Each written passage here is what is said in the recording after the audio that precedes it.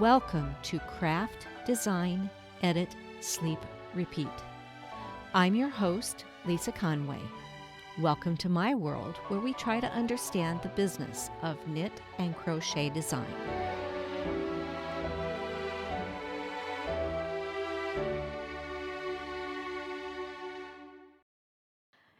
Well, I want to welcome Paul and Julie Monk of Harnie, Hoolie Designs. Did I say that right? Honey Hoolie's designs, yes. Harnie Hoolie Designs. Friends from New Zealand. I'm thrilled that they're here. So, welcome, guys. Well, thank you. Thank you. Lovely to be here. It's the first, well, it's not the first time I've interviewed a couple, except that half of the other couple was part of the interview team. So it is a little different.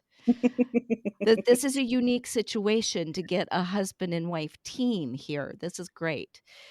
Great inspiration for our listeners. So, my very first question is, did the designing or the dyeing come first?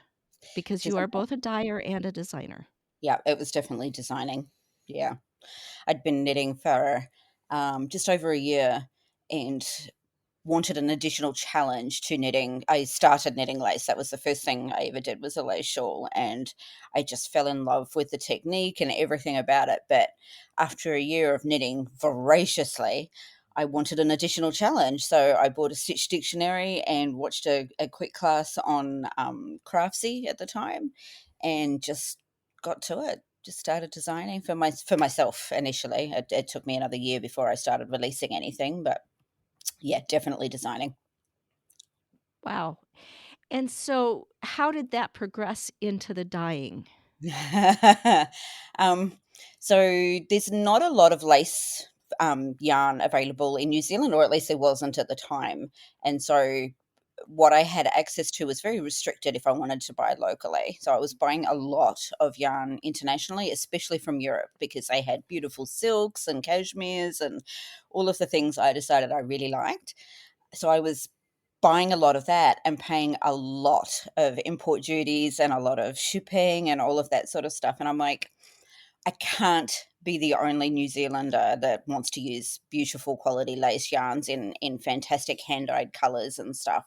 So I thought, how hard can it be? And so I said to Paul one day, so yeah, we're going to start dyeing yarn, okay? And that was that. We just went from there. And Paul, did you get sucked in right away, or was that it? Did it take some time? No, pretty much from the start. She was like, "We're doing this," and I'm like, "Okay, then." Then she's like, "We're going to make heaps of money," and I'm like, "Oh, that sounds wonderful." But I'm still waiting for that part to turn up. It hasn't made us millionaires, let's put it that No. way. No. No, he That dives feet first into the creative side of the dyeing. He loves color, and he does a lot of painting for tabletop miniature games and stuff. So color theory and just that creativeness was already there for him. It was just a new medium that he got to play with. And what colors do you like to work with the most, Paul? Greens. Greens are my favorites. Okay. What is your least favorite? Oh, pink. Any shade of pink. I'll dye 50 shades of pink in a day and be filled with joy. Absolutely.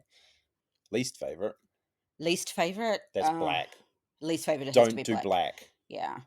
Oh, black is Don't. horrible. If you're talking to an indie dyer, don't ask them to dye black for you. It's You'll get something that is equivalent to black, but won't be a wonderfully solid black. It's very difficult to get a full saturation of black across an entire skein or pot of yarn. That's a very difficult thing to do. But yeah, Black read breaks. black breaks very easily, and you'll end up with something that is a very dark shade of grey with some purples and blues and greens and all sorts of wonderful things through it, rather than black. Yeah. Right, right. So, you talked a little bit about your love of certain types of yarn. Is that how you go about choosing your bases, or is there more to it than just Um, what you really want to work with?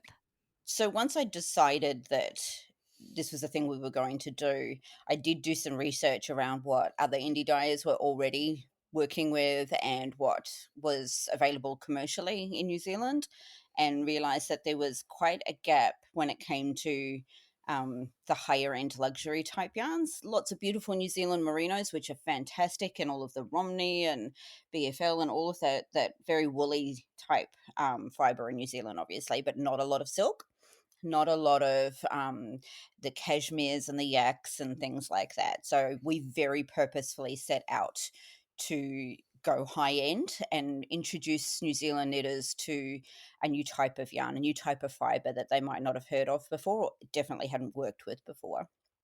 So we do a So, lot of just education around that.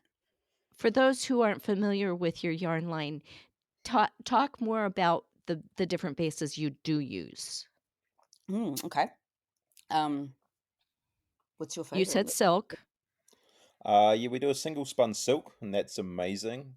And it's amazing to dye too. Like it takes the color strangely, but Hmm. it's very interesting to watch. Then we have the silken camel, Hmm. which has a very caramel undertone to it. When you dye it, that comes through, and that always gives stunning colors. What else do we have?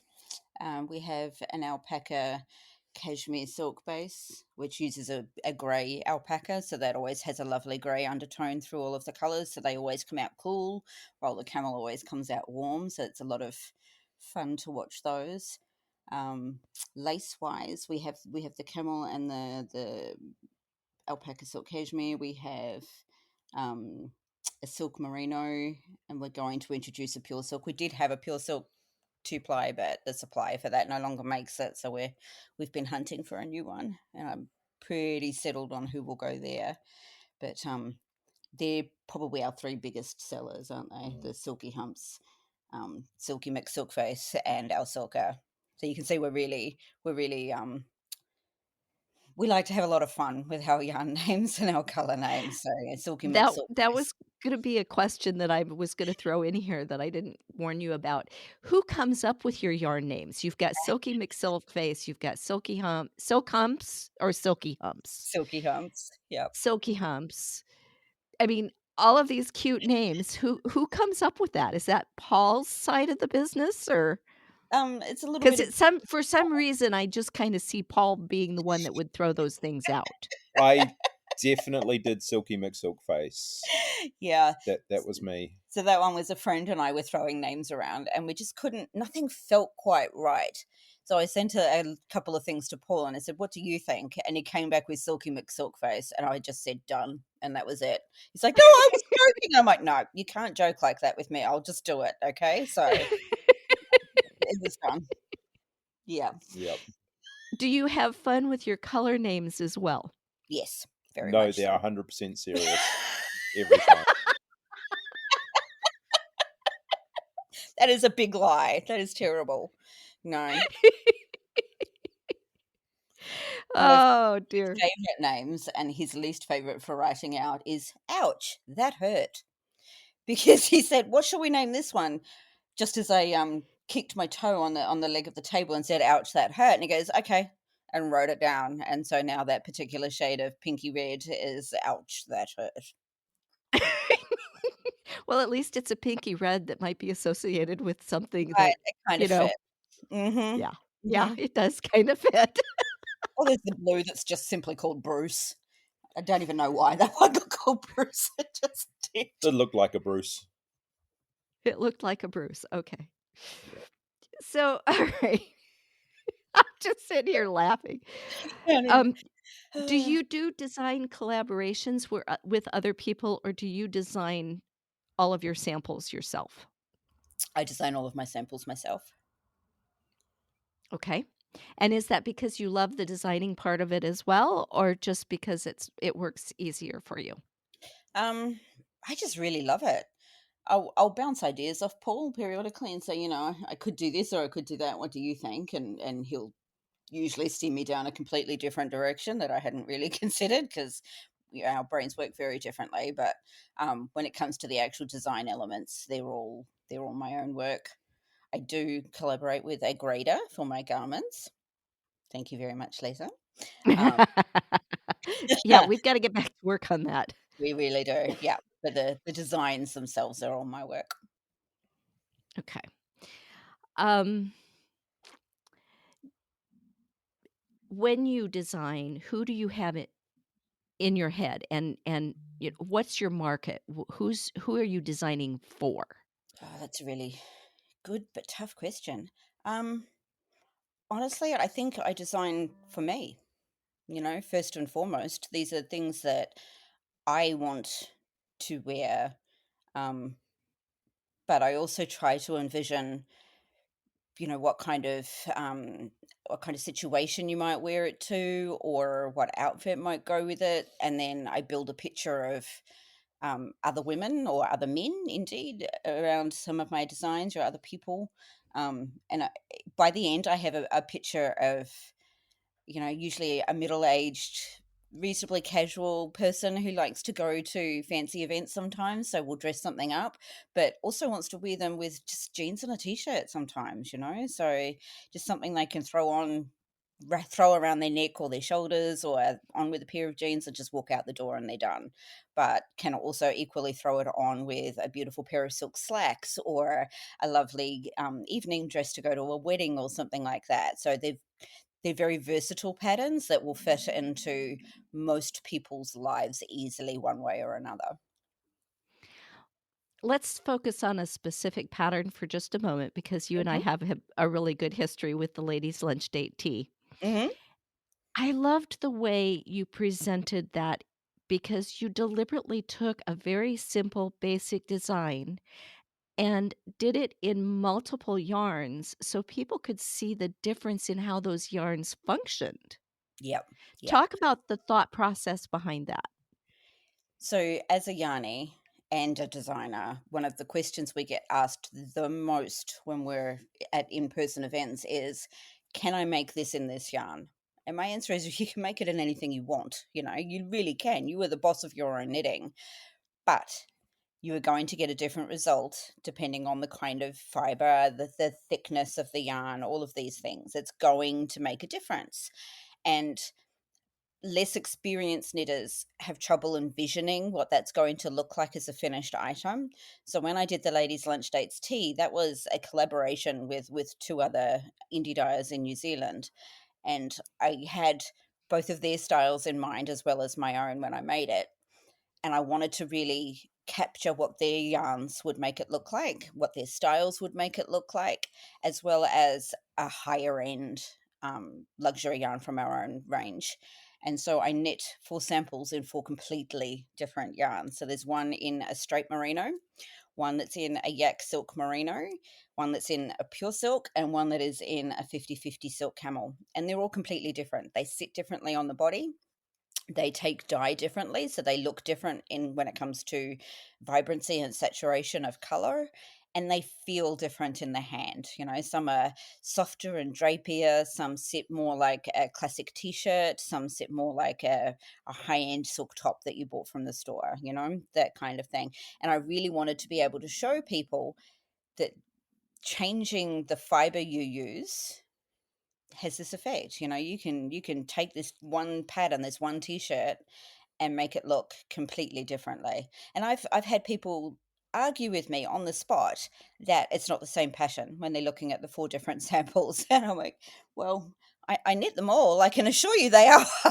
It's just that's how different they can look. So it's been a really, really interesting exercise. And you've had similar Yeah. conversations with people, haven't you? Yep. Yeah. Yeah. A lot of, "Can I make socks out of cashmere?" And I'm like, "Well, you can. Just don't expect them to be there if you wear them for too long." Yeah, exactly. Um, Paul, you made a comment earlier about the silk taking dyes differently. What do you mean by that? When you look at the different fibers, how do they react differently that makes it unique? The silk, the dye seems to sit on top for a while, and then it kinda soaks in, and it comes through as an inner glow, while other yarns, you really have to, like, yeah, sock yarns and things, you really kinda have to try push the dye into it. It's until you've done it, it's really hard to kind of explain how each thing reacts differently to the dyes, but they all do, Hmm. and it's interesting. So do you want to talk a little bit about the technique we use for dyeing? Because we're not kettle That dye. would be great. I'd love to hear that. We mix up a stock dye, the color that we want, basically in a big bottle, and then we just pour it on the yarn. So we're literally hand painting every single skein that we sell. We don't kettle dye, we don't vat dye. We're small quantity hand painters. Yep, which can give some interesting results. Yep. We like the chromatic effect that you get from that. So it's always even if we're just using a single color, it's a tonal variegated almost from just the way that the dye gets taken in, where it hits the yarn at what time, the temperature of the dye, as we move through the skein, um, how hard we press on it. If we're pushing down with our hand, for example, which is what he meant by literally pushing the dye into it. Sometimes you have to squash it in to make it really soak into the fiber. It can be really hard to make it move sometimes. So every skein is unique within the batch, but matched quite nicely, obviously, Yep. because they're all dyed with the same dye at the same time, but um, beautifully unique. And we really like the effect that it gives, don't we? Mm. Not a full solid, a beautiful semi-solid. That's lovely variations in color. It gives a bit of life and interest and body to the color. A lot of what I've seen of your work tends to be one color that's very tonal in nature Hmm. because of the hand dyed, hand painted aspect of it. I know Exactly. you do variegated, well, not really variegateds, but hand painteds. But Yeah. most of the yarns I've seen were all like one color. Yeah. Yeah. Well, that's our biggest seller, really, Yeah. because we do a lot of lace yarns. And I think to get the most out of your lace pattern, you want a solid or a semi-solid rather than a strongly Yeah. variegated yarn, because the design just gets lost in the color. But we do small batches of fully variegated, and we've done a little bit of self-striping recently and that kind of stuff. But I think Paul's favorite thing to dye would be just go crazy with color and Yep. put all of the colors on the one skein and just do this amazing variegated. Well, that stresses me out. I look at all of the colors, I'm like, but what if they don't look good together? And I sometimes struggle to get over that hump. So I prefer to dye the semi-solids, whereas I'll look over the table at Paul and he's got 5 different colors, and I'm like, dude, what are you doing? Nobody's gonna like that. You can't put orange with pink and green, and what are you thinking? And then it's washed out and it's dried, and I'm like, I'm keeping this one. Nobody else can have it away. Are are many of your favorite skeins the ones he's dyed? Absolutely. Yep. Yep. Pretty much anything pink that I've dyed, I'd like to keep. But when it comes to beautiful variegateds, they're always Paul's ones. I do them from time to time, and I've done a few that I absolutely fell in love with. But the bulk of them, I'm like, I don't know what I was thinking. That was never going to work. But I think the same about his, and then they do, and I don't understand. So, It's just Paul, this. would you say you have a better sense of color theory than Julie does? No, I just care less. I think it's true. I overthink it. I Yeah, she I overthinks should have it. I should have warned our listeners up front. Paul is our sparkle today. Like Julie overthinks it and thinks, oh, this needs to be just right, and I'm just like, no, just slap it on and it'll be right. And what could go wrong, right? And yeah, there's been some even I've looked at and gone, what the hell was I thinking? And they've been stunning when they dried. Mhm. So yeah, Mm. Yeah. He'll pick a color, Lisa. Like he'll pick flaming yellow, for example, and he'll dye 8 different sets of variegated colorways that day and put yellow onto every single one of them, and you won't see a drop of yellow anywhere because he'll just put it over the top as a thin wash. And what it does is it makes colors like pinks and greens pop. They really come to life, and it just adds that little bit of extra brightness and warmth to them. And it's incredible. It might be lime green, it might be a bright orange. It doesn't really matter what it is. It's just got to be that bright yellow, heavy color. And it just does amazing things to his colorways. Whereas if I put orange on something, you're going to see that orange because, you know, I overthought it, and I'm like, "But if I'm putting a color on there, I want my buyers to see that I put this color on there," whereas Paul's just like, "Nah, No. slap it on." There's a YouTuber that used to do dyeing, doesn't sell her dyed stuff anymore, but I swear she puts yellow over everything. Yep. There's a specific shade of yellow that she uses on top of almost every skein she produces, Wow. and it's amazing what that does to the yarns. Yeah, it really brings them to life. So, yeah. Okay, so how many patterns have you published? Oh, I forgot to ask you, when did you guys start? When did you just start designing? When did you start dyeing? So I started knitting 8 years ago, started designing 7 years ago, started dyeing 6 years ago.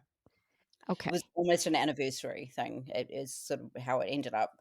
It wasn't on purpose with the dyeing, especially, or the designing. It's just how it worked out. But when I look back, it was almost on the anniversary of each event. Okay. And how many published patterns do you have? There are 10 published patterns out there now. There are 4 that I've taken down while I rework them. 5 garment designs at various stages of readiness, 4 sock patterns, and a couple of accessories that I've got in the works too. So Lisa is my tech editor. You've got some work coming, sweetheart. Well, I've got time to do it, so we're Excellent. we're ready and waiting. I've been Um, busy. there for our listeners, Julie did have a bit of a disaster last summer that kind of put a lot of these designs on hold because she lost a ton when her computer crashed, I and did. that was, like, the most traumatic situation, and I have cried so many times on your behalf for that, but that's why so many of these are still in the works, but they Yeah, are coming, I promise. We will absolutely. get them to Thank you. you. And I haven't really looked. Are your patterns on Ravelry, or are they only available through you? No, they're on Ravelry and through our own website as well. Okay. Alright, and then you do sell them when you're at shows as well with your yarns, don't Correct? you? Yep. So you sell pre-printed as well. So if Mhm. you're in New Zealand, catch the yarn shows because Harnie Hoolie Designs is one of the fibers that I guarantee you're gonna just drool over everything they produce. They just their yarns are so gorgeous and the designs work so well with them. So yeah, that's my little plug. Who chose your business name and why? That Where was did it 100% come from? me. Yeah, Paul had no say in that one, I No. think. That was I just told him, "We're starting a business and this is what it's called." So Honey Hawley is what one of my nephews called me when he was very small. I went to visit him, and I walked around the side of the house, and there was this little 3-year-old Jake, and he saw me, and his little face lit up, and his arms swung out for a hug, and he said, "Hello, Honey Hawley," and it was the first time he'd called me that, and that was just his way of saying Auntie Julie. It just came out as Honey Hawley, and from that moment, the whole family called me Honey Hawley. All of the children, I have a lot of nieces and nephews, and they all called me Honey Hawley, and um, my sister, brother even called me Honey Hawley around the children and everything. So it just became my nickname back in Australia. And then when I moved to New Zealand, nobody really knew the story or anything about it. But when it came to naming the company, I'm like, no, that's what it is. It's Auntie Julie's Designs, but as Honey Hawley. I love that. I absolutely love that. That is the sweetest thing I've heard. He was a funny little Paul, fella. do you do any knitting or crocheting or any fiber art besides the dining?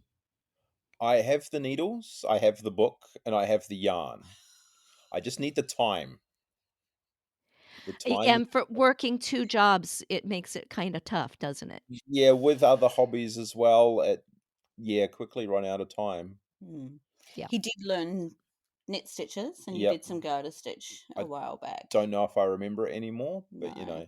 that's the joke is people come up to me at the markets and they're like, "Do you knit?" And I just look at them and go, "Yes, but I don't purl yet."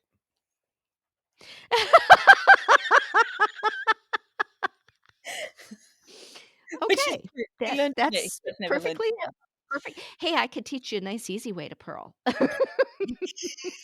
The other issue being left-handed, like everything's back to front for me. Yep. Yeah, so Yep. he's a lefty, I'm a righty, so I did teach him the knit stitches, and he taught himself again from reading a book, but, um, I've struggled with the best way to show him how to purl because 'cause I'm an English thrower too, and I think continental would work better for him with just how he's gonna manage the yarn and that being his dominant hand, so I need to find him a good tutorial or something on how to I learn have to knit I continental. have another suggestion is to try Portuguese. Oh, there's also that, I hadn't thought. Because the way you use your left hand to control the stitches and your right you can use your right or your left hand for tensioning, but it's Mm, your left thumb that controls the yarn going into the stitches, and I found it being to be very successful with left-handers. oh, something to research. Mm. I've seen So the there's another possibility. Yeah. wonderful, thank you. So, Julie, do you I kinda know the answer to this, but our listeners don't. Do you knit others people's designs? I And do, if yes, yeah, And yeah. and what is your the major thing you look for when you're looking at other people's designs? Um, Predominantly something unusual or something that I would not design myself either because I don't have experience with that technique or um, it's just something that I'm not interested in designing. For example, I'm not very good at color work. I don't particularly enjoy it because I'm very slow at it. I just have really struggled to work with both hands to control the yarn. So I do it with one, and as an English thrower, I picked up the habit of dropping one color, picking up the other, etc. So I can do it, and I can do it neatly. It's just painfully slow. So I don't enjoy it as much as I could. So I have knit other people's color work patterns to improve that skill when I wanted to, or when the design just, I just fell in love with it, and I'm like, oh, I have to own one of those.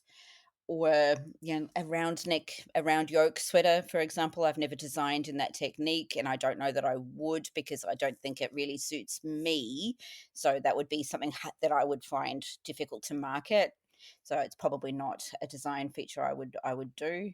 That kind of thing, just something that's not in my handbasket, as it were. Really, and then it's either because I want to learn how to do it, or it's just beautiful, and I don't wanna do it myself. I don't wanna do the math, and that's a big one sometimes. Sometimes I just don't want to have to think about it before I get started. I just want the words and the numbers on a piece of paper in front of me, and I just wanna get started. Yeah, I I don't hear wanna you. have to swatch and swatch again and then check gauge and do the math, and is it gonna fit in with this, and what about this stitch count and all of the things. Sometimes I just don't want to do that. I just wanna get going. You just want a quick and easy project and have had somebody else do all of the hard work for you. Yeah. So, the next question is about inspiration, and this is for both of you because it applies to the colors as well as the designs. Where do you pick your inspirations from? Everywhere. That's not helpful. Like? Um, we went to an event once, and it was like a dinner for the Dyers and the Yarnies, and there was a joke about crab brulee because someone had apparently ordered crab for entree, crab for mains, and I said, "Oh, do they want crab brulee for dessert?" And that was the joke of the evening. And then the challenge came out for me to dye crab brulee, so I did. It was only ever one skein of it, but Yeah. and it was a joke, but I did it anyway. And that's the sort And of and what colors did you pick for that? it was kind of a yellowy with some orange through it with like bits of brown, which Oh, sounded very creme brulee-ish. It did, yeah, orange for the crab, a bit of creamy Yeah, yellow colour for the mornay sauce, and then you insisted it had to have burnt sugar on top, so brown, yeah, because that's exactly what everybody wants on their crab brulee, it's burnt sugar. well, yeah, of course, and, it being in the state of Alaska and the number of crabs I've seen, there's that reddish orange on top and the kind of That's yellowy true. cream on the bottom, so those Mhm, colors automatically came to my head, mhm. but I yeah, was wondering how he interpreted it. Very literal. yep. And Julie, where do you find your inspiration comes from? Um the visual world around me quite often. I think it'll be something that I see will really capture me. So a lot of New Zealand fauna and flora. My cats, I did a color called toe beans one day, and that was literally the color of the toe beans on my kitties. It was a soft pink and green, green. Oh my goodness, soft pink and grey because two of them are lilac Burmese, so they have very pink and grey pads on their feet. So I did that.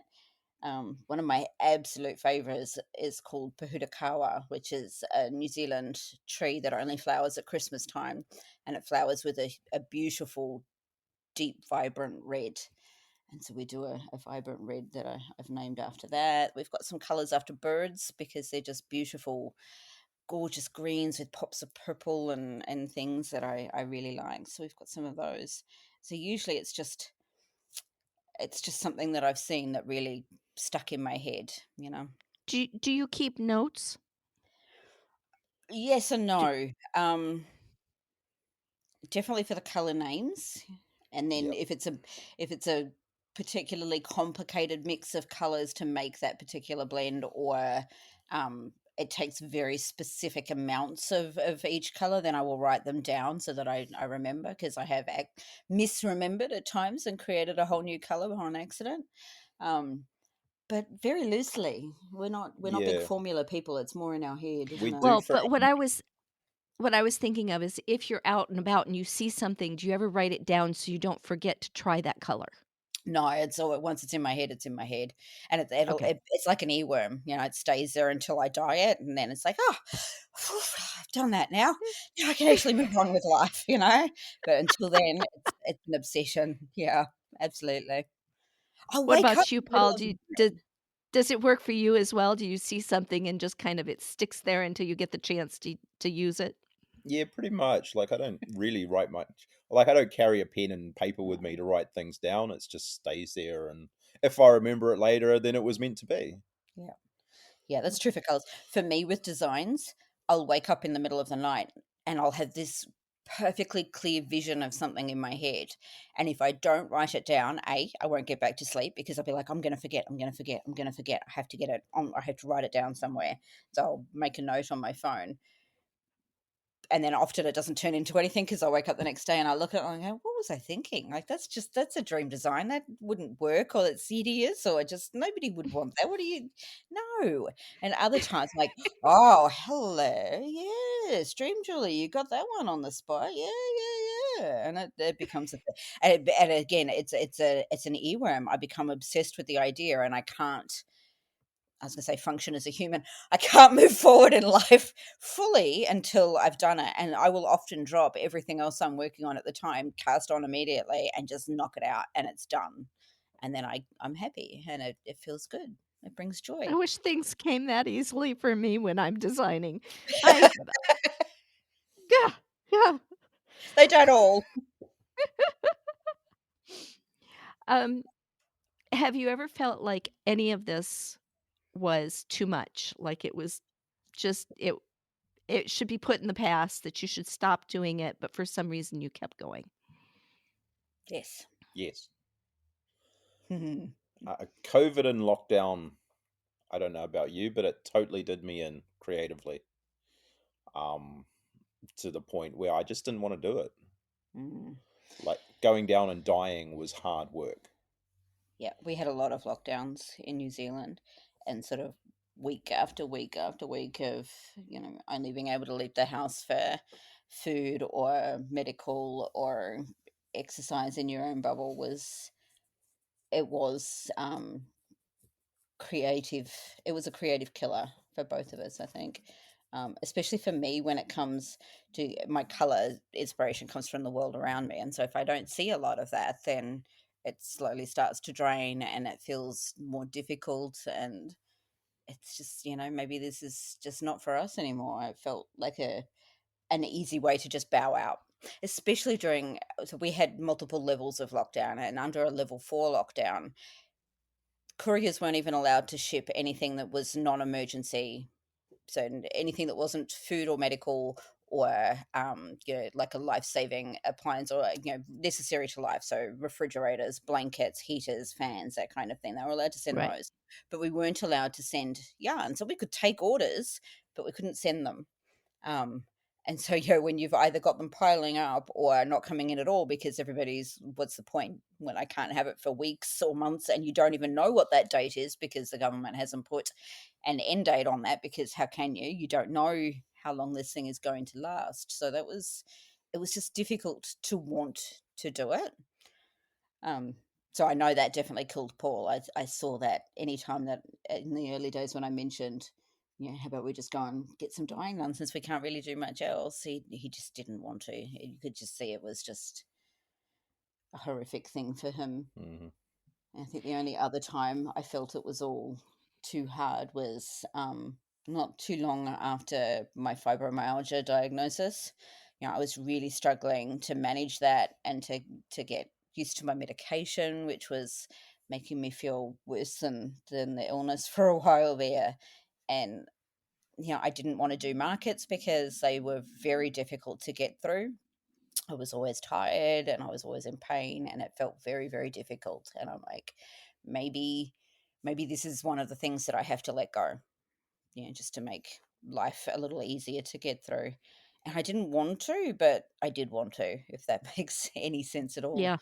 That was tough, but I'm glad I didn't, because I love it. And I think Paul and I love it. I think Paul enjoys it well enough. But yeah, Yeah. it's where I see my future is Harnie Hoolie's designs. And so now that we're past the at least the bulk of it, Hmm. right? We're past our governments are telling us COVID is over, but we all know it's not, right? It's never Let's gonna be be real. over. Yeah, Um, and you're in markets are happening again, and you can get out of the house and you can see and do you feel like that creativity is coming back? Do absolutely. you Mm. Yeah. at Paul, do you feel like it's coming back? Do you feel more satisfied again or It's slowly coming back. Like being at markets and talking to people and seeing their enthusiasm, like that helps me a lot. Because otherwise, you're just kind of sitting at home and you dye yarn and you don't get any feedback on anything, and you're just like, "What am I doing?" Yeah. Do right. people even like it? Were they happy Yeah. with it? What do they want to see? Yeah. Yeah, I can totally get that. Well, I can only say that having touched some of you guys' yarn 'cau thank you, Julie. Oh my gosh. I was just fondling it the other day, okay? It had to be moved from one place to another, so I can't just move it. I have to pick it up and, squish it and Very pet worthy. rub it Yeah, against my face and, all those little things. One of these days, the perfect design is gonna come to me. absolutely. Yep. It'll But be there. I'm waiting for that moment. But knowing what you guys produce and knowing the fibers you produce it on and the quality of what you guys produce, I am very thankful that you haven't given it up because the world would be missing something very special. Oh, thank you. That's very sweet. Well, and I've seen, Paul's work and I've seen I've sat people and watched them work, right? Yes. It is a blast. It is a blast to just sit and watch how the colors go onto the yarns, and, we're not really talking because they're so busy in the background, but I'm watching more than you think. Good to know. Um, so what's coming? You mentioned a few designs that are still kind of in the works. What else is coming? What's coming up in the yarn dyeing aspect of things? What's coming up that people should be watching for? Witch's brew, Stitches brew. You keep saying stitches it brew. wrong. Oh, sorry, stitches brew. Yeah, What's your thing? Go that's my ahead. thing. So I've come up with an idea, and it's probably crazy, but most of my ideas are, so that's fine. And it's a range of colors based on a witch's brew, but I'm calling it Stitches brew because that's funnier. And the colorways will be things like Shriek of Night and Eye of Newt, and it's going to be 100% sock yarn, so you can mix these colors together to make your perfect socks. You can make the toes out of one, the heel out of another, the main body out of something else, or you can stripe it, or you can do whatever. And that's what I've got planned so far. I've still got to come up with colors and pretty much do everything. But other than that, it's on the way. I look forward to seeing that one. Those are the perfect thing to come out in, like, late August and September, so people have time for the October Halloween, which is, I realize, a very American thing, right? Yeah. But that I pictured the marketing for that happening at that time of year and Be being fun. a big seller. Big, big seller. Do you want to talk about the base that you've chosen? The yarn, What have I chosen? the sparkle, Oh, it's Sparkle sock. sparkle sock. Did I go with bronze? Mm-hmm. Yep. So it's a sock yarn with a bronze stellina Stelina. Mm-hmm. through it. So it's also going to have that little bit of sparkle to it. So yeah, I've got to come up with colorways that kind of go with that as well. But we'll just make it up as we go. I have perfect faith in you, darling. Yeah, we'll just make it work. It'll work. That's how we do things. We just make it work. Yeah. I That sounds exciting. Anything else coming, Julie, that you wanna talk about and let our listeners know about? So for me, dyeing wise, I'm adding a new. I'm going to call it an ultra luxe yarn because this is definitely up there. I'm adding a 100% cashmere yarn to our range that will be. I'm going to launch it as a mystery yarn, so you can pick one of three general colors, so like pink, purple, blue, and then I will dye a particular shade of each of those that you won't know the details of, and you get it. Um, and then from there, it will be dyed on demand. So it won't be part of our permanent range that we take to markets and have a whole bunch of sweater lots of, because we want to make sure that at that price point, people are getting exactly what they want and they're 100% happy with it. So we'll dye that one as custom orders only. But I'm really looking forward to that, Oh, having just I can think of a invested. person whose name begins with W.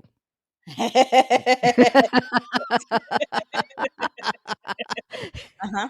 They'll be all over it, I'm sure. Yes. Yes, yes. Yeah. Oh, wow. Design wise, the very next thing off the ranks as a new design is part two of the ladies' lunch dates trilogy. So the first was the t-shirt. The second is a cardigan, and the third part, which is also already in the works and people know about, so I'm happy to disclose here, is a V-neck sweater as well. So there's sweater, cardigan, and a t-shirt for all. Yes, once we get the V on the cardigan right, The V on the sweater will be a that piece. which has been my biggest challenge in the grading is getting that V correct for each size. Yeah, Then it'll be easy for the jumper because there will only be some minor adjustments for the yeah, fact that it's a pullover instead of a cardigan, an open cardigan. So that one will go the grading on that one should go really fast. should be super quick. Exactly. Yep. So Yeah, they're the so next two garments of the ranks at least. Yeah. okay. Excuse me, folks. Sorry about that. Any advice that you would give to the brand new designer, the brand new person thinking of going into dyeing? Run away. Leave it to us, right, Paul? Oh, Paul. No, no, no. Honestly, just do it. Yeah. Just jump in. For dyeing, there are plenty of places out there that sell small batches of naked yarn. Grab some, find a base that just appeals to you because you like it. grab a kit of sample dyes from somewhere. There are plenty of places that do very small pots of sample dyes across different colors. Read the instructions on how to mix the dye and then just do it. Just see what happens. Honestly, you'll either love it or you won't. Try again. Either way, do it again, do it again. If it's your thing, Yeah. go hard. It's a lot of fun. Yeah, And just and find your niche. Like all dyers, all indie dyers generally have what they do and what they like. And your biggest problem will come if you're trying to copy someone else. So you need to just do what you want to do. mm, Find your personal niche and just work with that. yeah.